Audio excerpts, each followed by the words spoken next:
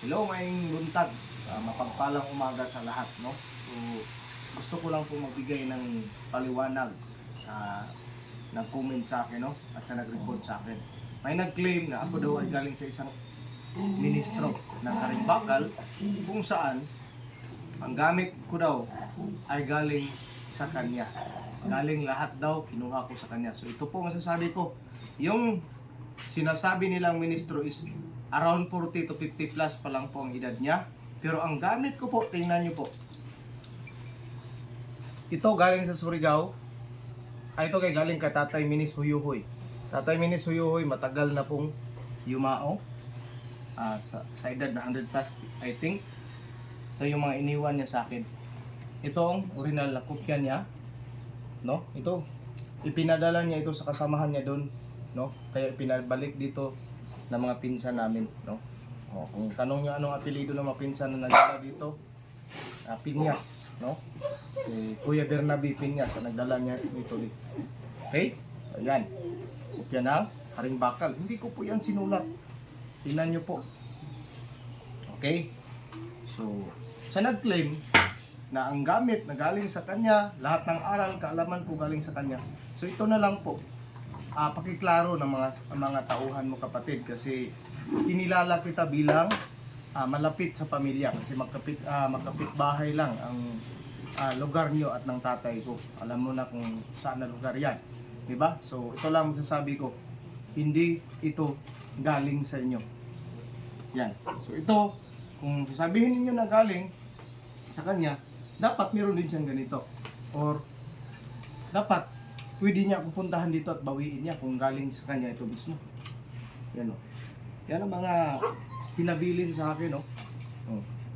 Isang kaban ito kapatid, ibigay sa akin. So hindi ko po kasalanan, hindi ko naman din ninais, pero pinabigay sa akin. Yan o, napakaluma na yan. So hindi po ako galit sa iyo, pero sana po i-clarified mo sa mga gisakpan mo ba, sa mga sako. Yan o. Okay? So, para po maliwanagan ang lahat.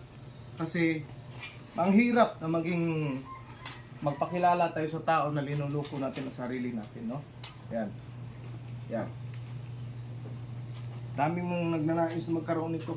Pero hindi pa ako gumawa ng kopya nito maliban sa mga membro ko. Okay? Okay. So, kung sabihin naman, kung bakit ako may 24 medalyon, galing din ito sa Surigao. Yan ang original una kong nahawakan. Yan o. No? So, ang tanong naman, ito po ay galing kay Manong Lito ng Surigao. Bakit? Dahil ang trabahante niya dati, nakatira sa kanyang bahay na parang inadapt na niya, pinsan ko din. At yun naman ang nagbigay ng kopya sa amin dito. Kaya meron kaming 24 medalyon. So, sabihin naman natin na Ikip Relbium o first 18, second 18, yan po ang kopya binigay sa akin. No, so kung mga may hahawak nito, pasensya po, nakarating to sa akin. Hindi ko naman to hininais. Binigay ng isang kaibigan, no? Na ipinasa pa. Siyempre ang original na utong nito, lula niya, hanggang ipinasa sa kanya. At yung nagpasa sa akin, kaibigan ko din, no? Yan po ang mga kopya. So kung titingnan nyo po ang mga gamit, ang mga printer, ang mga kwaderno, yan o, hindi siya totally poly na parang isang page ng bond paper. Maliit, no? Papansin nyo. Hanggang humango tayo dito mga kapatid. Yan o. Balikan natin to. Hindi siya tulad ng mga bond paper ngayon. So ito, 115 oration ng Karimbakal. Karimbakal senior. Kasi ang Karimbakal may junior, may senior. So ngayon kapatid, paano ninyo nasabi, yung mga membro niya, na galing sa ministro niyo, ang pinuno niyo ito? Kaibigan kami ng ministro niyo. Kakilala, parang sa isipan ko, kuya ko lang siya. So hindi ko sukat akalain na ganyan ninyo ako. Tapos yung iba yung sakop ay makuha pang i-report yung channel ko. Tingnan niyo itong mga kopya na yan, oh. Ang ganda na pagkasulat, pero hindi ko sulat kamay yan, pero mas lalong hindi ito sulat kamay ninyo. Yan, oh.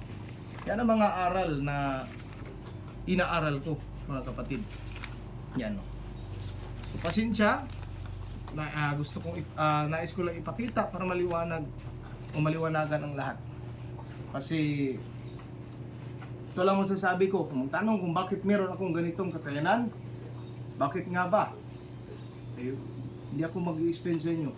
Pero kung mataas yung antas yung karunungan, alam nyo naman dapat ang kasagutan. Pero kung gusto nyo maniguro, kilala nyo naman po si Tatay Munding Gumis. Dalawa ang Munding.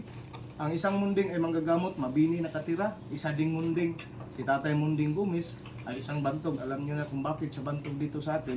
Kung siya ang tanongin nyo kung bakit ako naging ganito. Bakit ako nakilala bilang ministro. So ito pa, ipakita ko sa inyo. Sige, yung sinabi sa inyo, nagsabi na galing ako sa kanya, tingnan natin kung magkatulad ba kami ng kopya na may mga ganito kalalaking meron ba silang mga ganito kalalaking papel yan so para lang maliwanagan ang lahat kasi ako naglingkod ako hindi para sa mga taong nagluloko sa sarili kundi naglingkod ako para sa mga taong naghahanap ng totoong dunong sa buhay. Yan pa.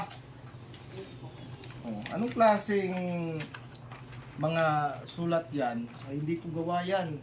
Tingnan nyo mga butas-butas na ngayon. Ito po isa pa kabilang sa mga nakuha kong mga orasyon. Yan pa. So, bubukotlain natin yan lahat. Ang daming aral. So bakit ako kukuha sa inyo? Kahit pa itong natanggap ko sa isang ministro, Tatay Minis, hindi ko nga maubos-ubos na pag-aral kasi limitadong panahon natin. Kailangan natin maghanap buhay, di ba? Yan Tapos lagi mo na. Kita ko. Yan pa So ngayon, tanong kayo na kinuha ko lang yung formula sa inyo. Bakit kayo humantong kayo sa sinasabi nyo ganyan? Yan pinakita ko. Dahil kaya hindi nyo maangkin ang gamit dito, kaya ganyan na lang sinasabi nyo.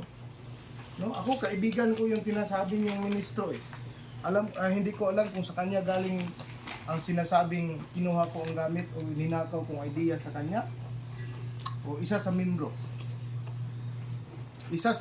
mo kapatid pumupunta yan dito sa bahay, napapasbas din yan, pumasok yan dito sa kwarto ko dati kaya kilala ko siya nung nagdaang eleksyon nagsama pa kami, pinuntahan pa niya ako doon sa bukirin ko. Kaya sana, ito lang masasabi ko, bawiin yung mga sinasabi niyo. Doon pa talaga sa Facebook niyo sasabihin. Yan Mag-claim kayo na kinuha ko yung aral sa inyo. Hindi ko nga maubos-ubos aralin to. Kukuha pa ako ng aral sa inyo. Paano nyo naisip yan? Hindi ko nga maisa-isa ito dahil sa ubod ng dami. Tapos sabihin nyo kapatid na kinuha ko sa inyo. Yan. So ngayon, ulitin ko. Sa mga nagtatanong saan nga ba galing, kung ano ang kakayanan ko, ito kapatid, itanong nyo kay Tatay Munding. Okay? Ayaw kong magsagot kung bakit ako nagkaganito kasi kahit ako hindi ko maipaliwanag bakit nagsidatingan ito sa akin. Okay? So isang mapagpalang panahon mga kapatid. Salamat sa inyo. Ito lang po, gusto ko lang po ipaliwanag sa lahat na ni isang orasyon, ni isang mutya, ni isang gamit, wala akong ninakaw. Ngayon naman magtanong kayo saan ba galing ang mga gamit, mga orasyon o mga mutya ng kalikasan.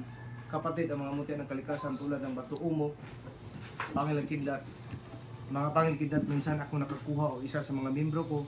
At yung mga bato kung anong nandito, yun ay dahil galing din sa lugar ng partner ko.